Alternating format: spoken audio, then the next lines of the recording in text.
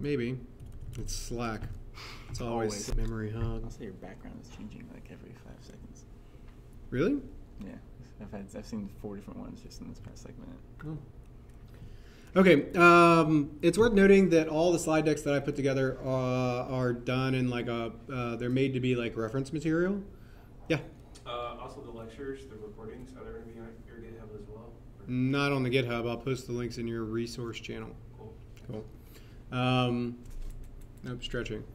Okay, the slide decks are meant to be like good reference material, so you can go back and you're like, this is like how the thing looks, so you don't like actually have to hear me talk about it.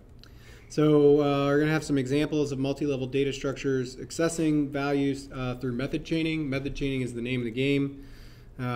Creating a desired structure, dealing with ambiguity. So big data is a huge part of this job. It just really is. As a web developer, pretty much everything you're going to do is going to deal with some like large, cumbersome data object. Your ability to navigate them easily is an absolute prerequisite of like being able to integrate with other people's data out on the internet, which is a big part of like what we're doing going forward. So, is it possible to open this thing? Wow, that's definitely very user friendly. Can I click it to show you? So this is the Twitter documentation, and here's their example response for a user's timeline.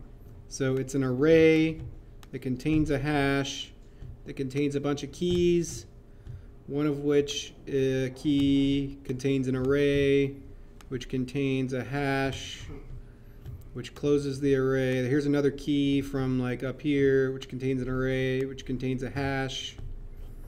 More keys, more hashes, more arrays. Down we go, down we go, down we go, down we go. So many keys, so many hashes, so many arrays. Lots of data until we get to the end. This looks daunting, yes? You're going to be at a place pretty soon where this will be no big deal. And the no big deal part of it is that typically speaking, when you're dealing with large data structures, they are, at least if they're put together well, they are uniform. And uniformity is really like your salvation in big data. Because it means that like you only have to iterate through that data, you only have to process through it once to like find the thing that you wanted.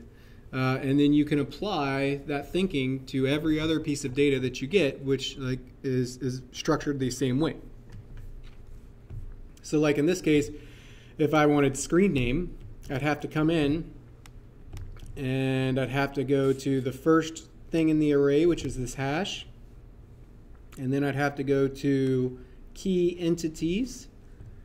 And then I'd have to go to key user mentions. And then I'd have to go to the first element in that array, and then I'd have to go to the key screen name. So that's like 5 levels deep to go from there to there. Yeah?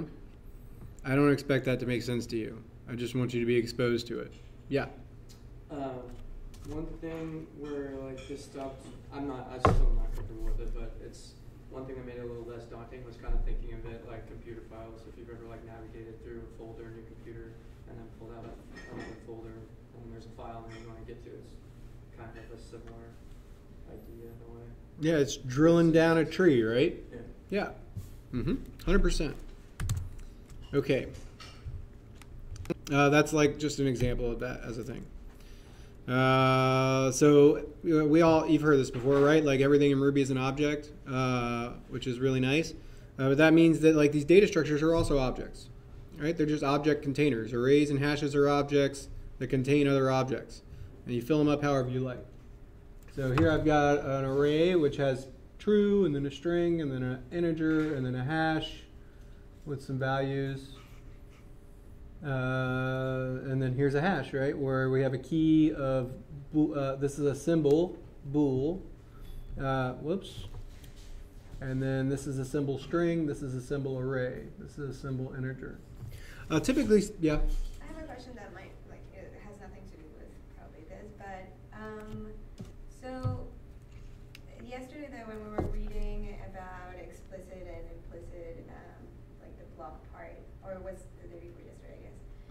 that everything was an object until it was not there with that example.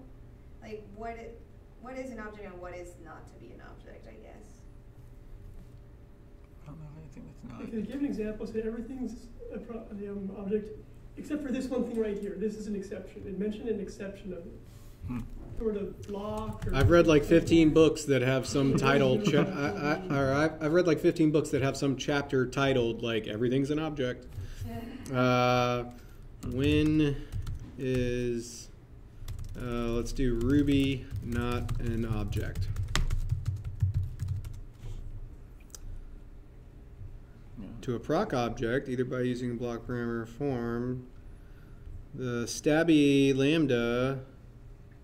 So the stabby lambda isn't an object. They aren't objects. I think pretty much everything else, including methods, are objects. So only the stabby lambda, it exists in a realm on its own. Which is why you can. There's that one article about redoing But I everything guess in Ruby what I with like only want to stabby understand is lambdas. what is an object really, and what is not an object. So with the exception of the stabby lambda, everything in Ruby is an object. But what's like the description of an object? Like what An object has methods that you can call on it.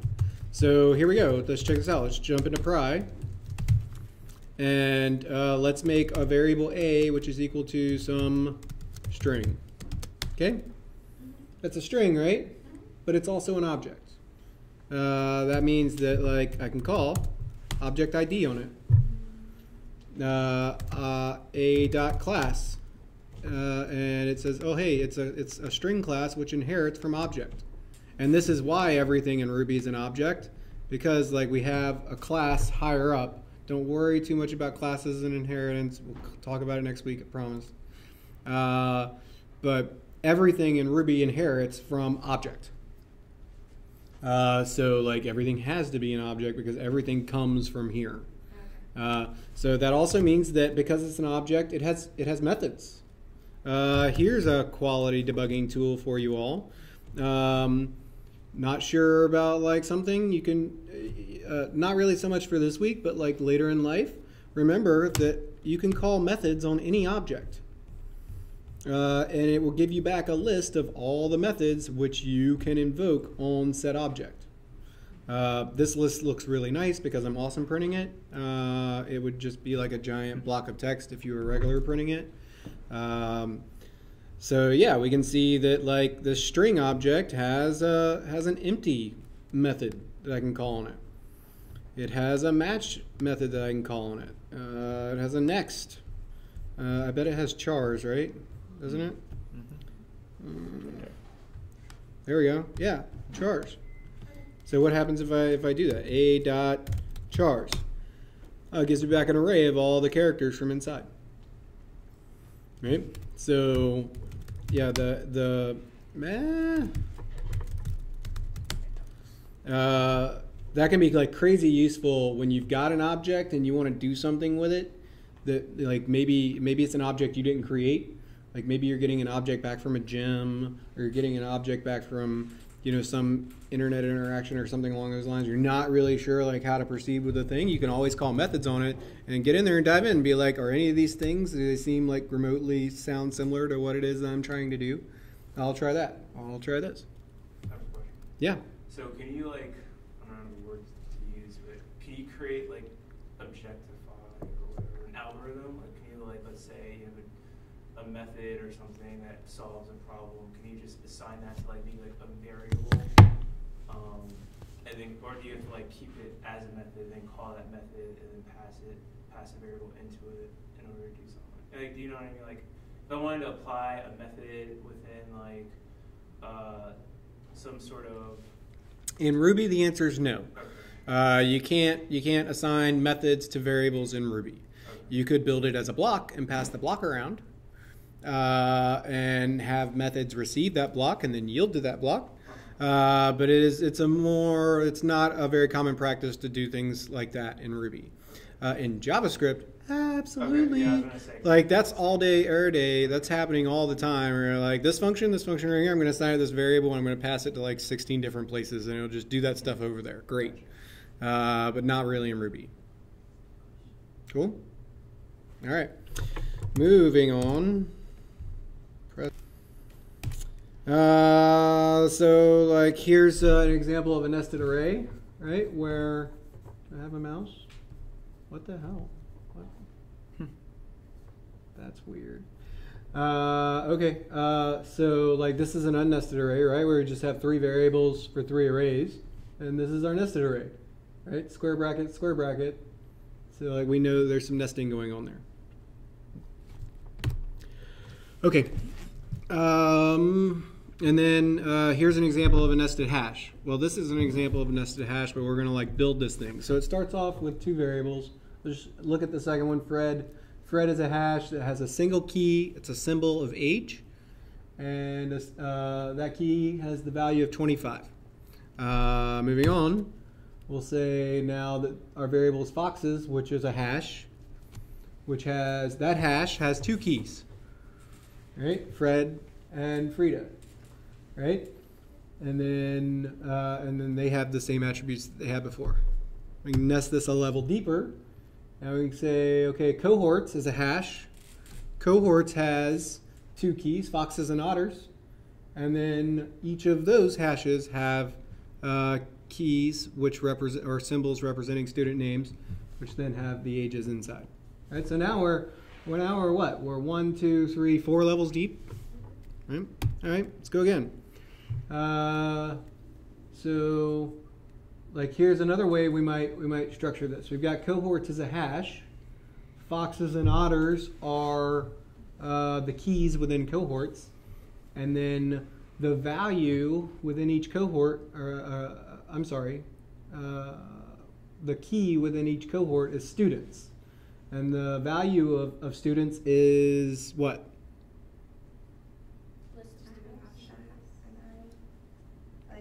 There we go, an array of students.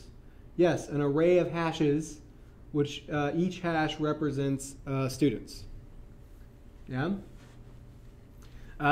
This business of mixing the 2 together is probably going to be your most often used case. Right? Like we just meld them together quite a bit. So it's going to be a thing. All right. Yes? Can we go back to the previous? I can. So, on this screen, cohorts is a variable. Yes. But then, if you nested it inside of something else, it would become a symbol. So, like on this one, foxes is a variable. Yeah. Foxes equals. Right. Right? Over here, it's foxes colon. Right. So that's not assignment. It's also, it's not in the global scope. It's not like out in scope, right? Like it's already within the curly brackets. Foxes is here, right? Foxes is within the curly brackets, and yeah, it's the trailing colon. So this is the symbol, Right. and then whatever follows that is its value. So, is there anything that we need to be aware of because it's switching from a variable to a symbol? It's not switching, right? Like I just like in the example, the thing has changed from a variable to a key. But like when you're actually building things, there's no switching, right? You're building them as you need them. I guess where my question is coming from yesterday when we were whiteboarding, Roger showed us that hashes are so useful because keys always have the same. There's only one key and it has an object ID that never changes. Mm-hmm. And so I'm just trying to figure out how that works if you're going from a variable, which is. Well, they're 2 different objects. I could have a variable called foxes and this key called foxes, Yeah. and that would be 2 different things. So is this foxes that you have right now up on the screen? Has 0 correlation to the foxes that was on the screen a few seconds ago. Okay. Yeah, they're in different scopes. B, one is a variable declaration and one is a key assignment. Okay.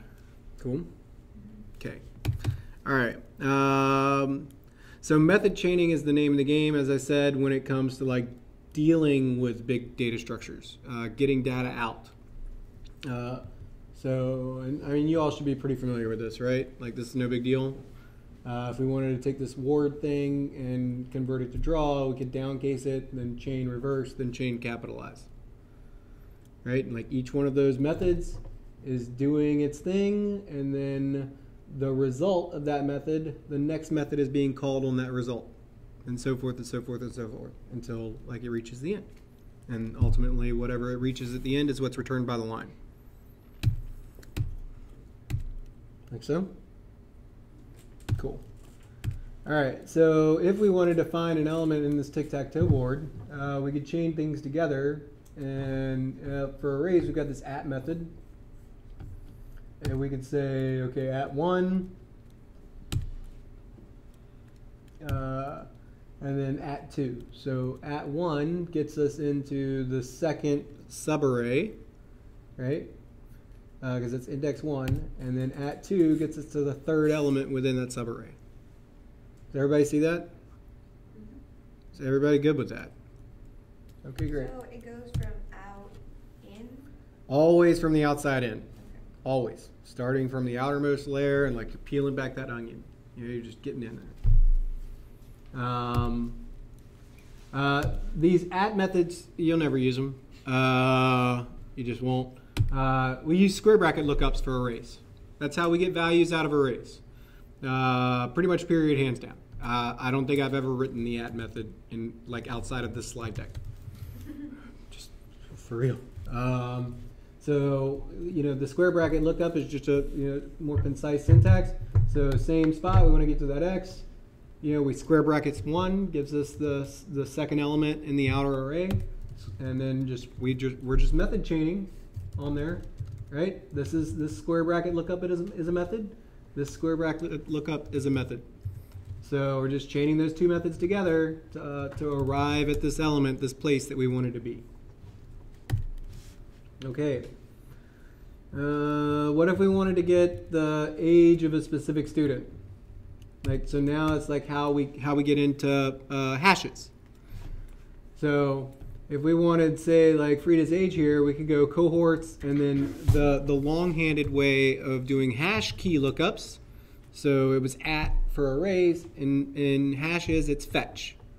So we could say fetch to Foxes gives us this hash, and then fetch to Frida gives us this hash, and then fetch to age gives us that integer 27 was the place we actually wanted to be. Yeah? You don't have to write fetch either. The same exact square bracket lookup applies to hashes that applies to arrays. So we're looking up a value out of a data structure, we're using square bracket notation, period. Except that instead of passing an index, we're passing the key that we want. So, we go into Foxes, go into Frida, go into age. Cool? All right. You want to talk about populating? I think you should at least do the parentheses versus curly brackets. Parentheses versus curly brackets. Something like this. Doing something like that versus something like that. Oh, okay. Maybe. I don't know. What's the thought? You do you. Well, hold on. So the first thing we've got here is say that we're provided with this data structure. And we want to get to this data structure. This data structure is one random element from each of these arrays. Is what it is. So we got Z from here, and W from here, and T from here. Okay? The first thing usually that, if I don't have a solid handle on how I want to create my data structure, the first thing I usually do is just create the structure. Because you can break those problems down. We talked some about that earlier, right? Like breaking problems down into smaller and smaller pieces until they're like little cute little cuddly things that you can smash. Same here. The first thing maybe that I would do is I would just build the nested data structure itself. And I just populate the whole thing with nils. That works. And then I can go through and populate the individual elements. As you get better over time, you'll combine those steps together. But yeah. So, like if I wanted to create that data structure, I could do desired, is my variable name, and this is, we can create an array with this array.new. You've all seen this in phase 0, right? Yeah. What is the argument here in the parentheses going to do for us then? I'm sorry? The number of elements? The number of elements to put in the array. Yep. And what goes in the curly braces?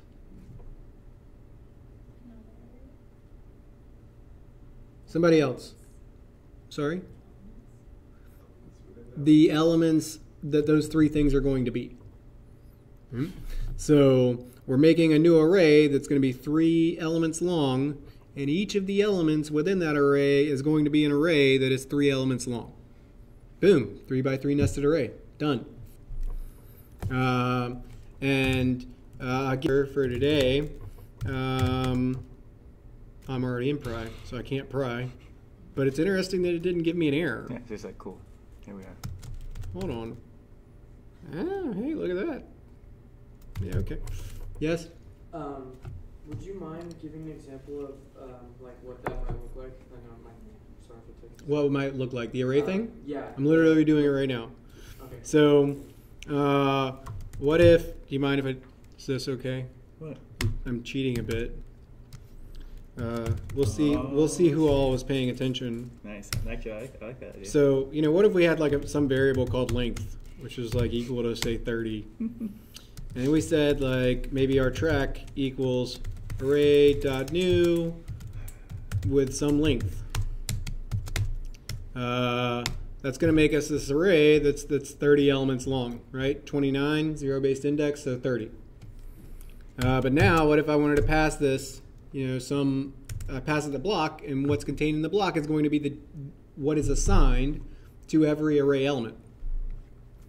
So, like, maybe I want to maybe I just want some pipes. Boom! Now I've got this array that has 30 pipes in it. You know what I mean? So that's how that works. And I mean, it can be literally anything, right? Like, whatever's within, this is a block that's being passed to this method, right? And then this method new is yielding out that block, just like you learned about on Tuesday, and blocks are executed, right? So you can put whatever fucking code in here you want. It's going to get executed as long as it executes correctly. Like, that's going to be evaluated, and that's what's going to be inserted. So you totally be like hash.new, and now we've got 30 empty hashes or something along, right? Like, you put in whatever it is your heart's desire. Okay.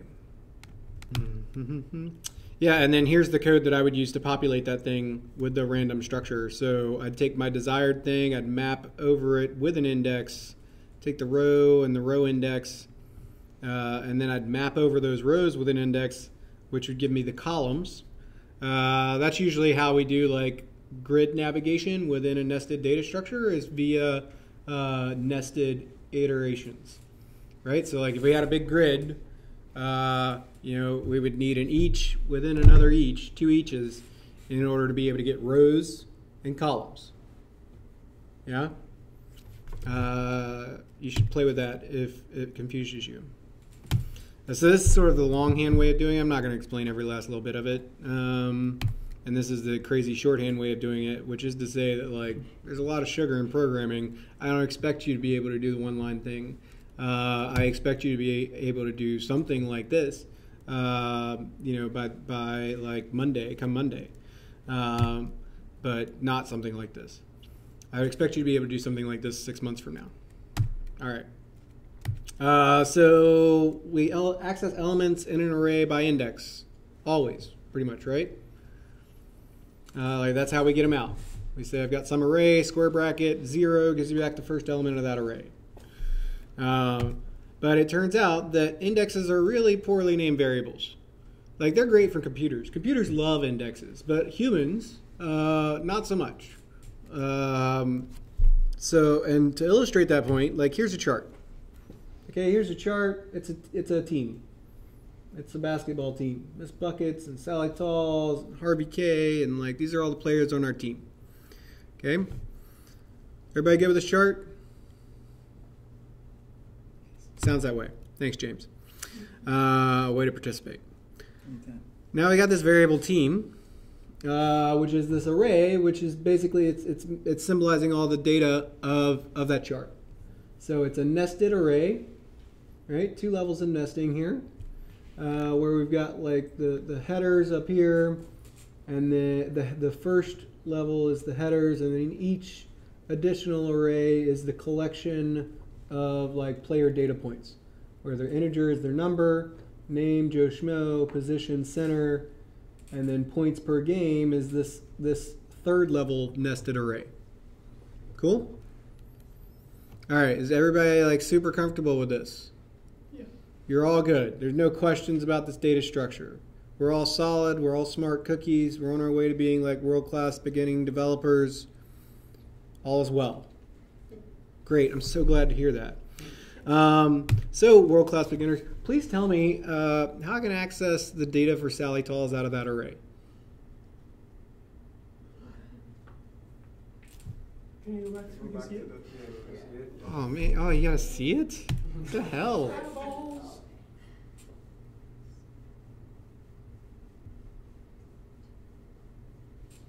The Sally is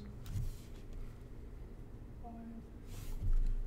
So team square bracket 5 will get you down to her line, and then a second bracket of 1 will get you to her name. Team 4-1. Oh, 4-1. That's because it starts with 0. Team 4-1. How much thinking did you have to do for 1? And you had to think about it. But yeah, just that's the name, but like the entire line is just Team 4. You could also do something like this, where it's like team.find, and you like iterate over, and like come back with the thing. Yeah. Okay, so here it is again. We're good? All right. What position does Miss Buckets play? What number does Harvey K wear? How many points did Joe Schmo score? You've already seen this array like 4 times at this point. You should be good. No? Yeah, okay. So like here are the answers. But you know, what if instead we had this data structure? Same data represented in a different data structure, right? As per the point first thing this morning, hashes are way more useful than arrays. Or so my hypothesis goes. You be the judge. So same data, different structure. Now it's a hash.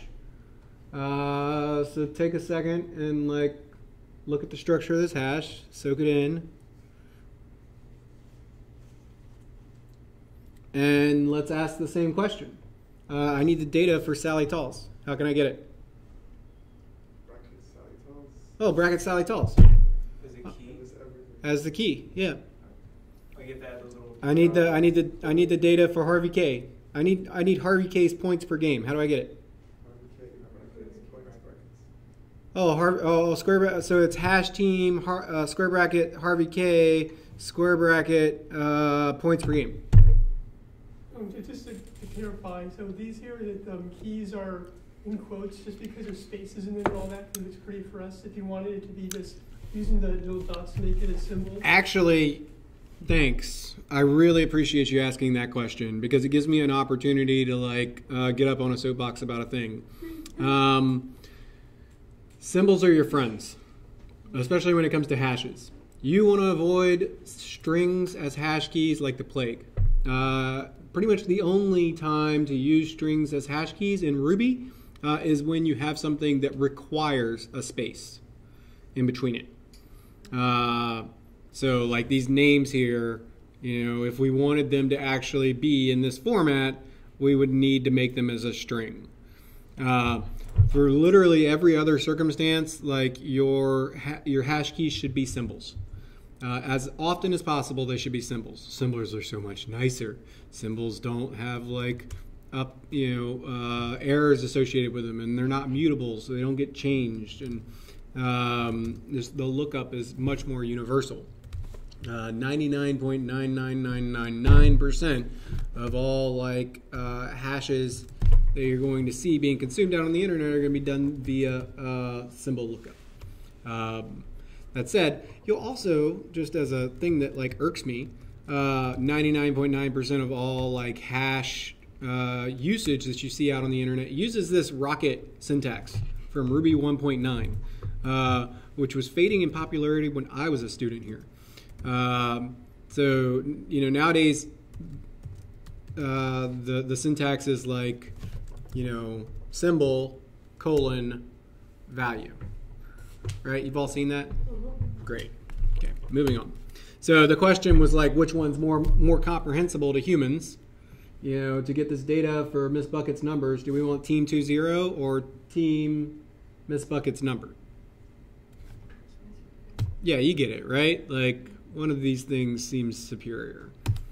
An optimal solution might be some confluence of the two, right? Like where maybe we have this team which is an array full of hashes where each player is its own hash. Might be like the way I put that together in the end. And that's it for data structures. Okay, cool? Any questions?